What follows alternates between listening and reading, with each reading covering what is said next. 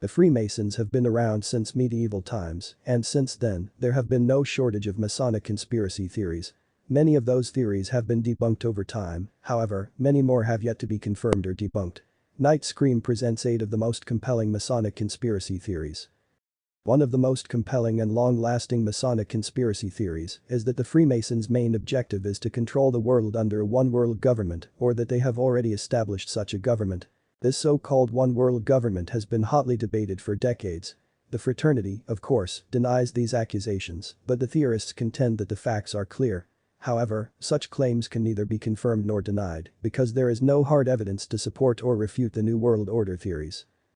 Since the fraternity's inception, there have been claims that Freemasonry is actually a satanic cult. Many Christians claim that to be a Freemason is to stand against God. This sentiment can be traced back to the 1730s when Pope Clement condemned the secret society.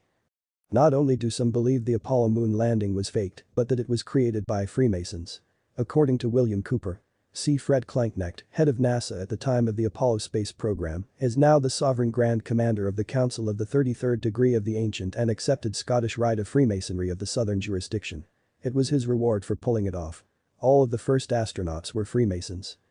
The Freemason-Illuminati connection usually appears in different forms.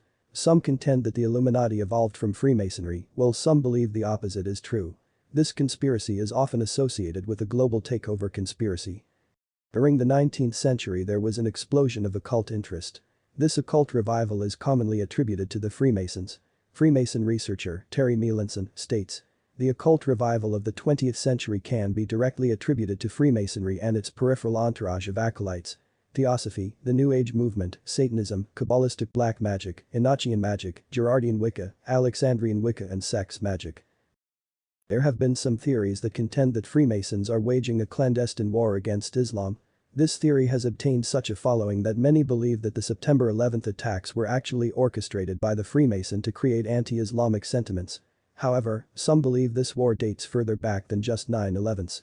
According to some theorists, all major conflicts in the Middle East can be contributed to the Freemasons and stretch as far back as the Crusades. Just as there are Masonic conspiracy theories that the Freemasons are waging a war against Islam, there are theories that they are waging a war against Christianity. According to one theorist, a prime example of a battle in this war occurred in 1910 when Freemasons took power in Portugal with a provisional government by force of arms. The first act of this government on October 8, 1910, was to suppress all religious congregations and to expel the Jesuits. However, the article states that the Freemasons were eventually defeated. These theories are often associated with the satanic cult theory. In order to effectively spread Freemason philosophy and dogma, Hollywood music and movies have been infiltrated by the fraternity, or at least that is the theory. Subscribers of this theory point to the imagery found in most music videos. Though these are not the obvious square and compass, but rather a more subtle even subliminal message. They often point to such music moguls as Jay-Z, Rihanna, Nas, and Kanye West as proof of this subliminal messaging. According to theorists, movies are no different. However, instead of using subtle imagery, believers contend that movies, especially sci-fi films, are being used by Freemasons to introduce the idea of a one-world government. The plots usually revolve around a global alien invasion that the entire world must band together to defeat.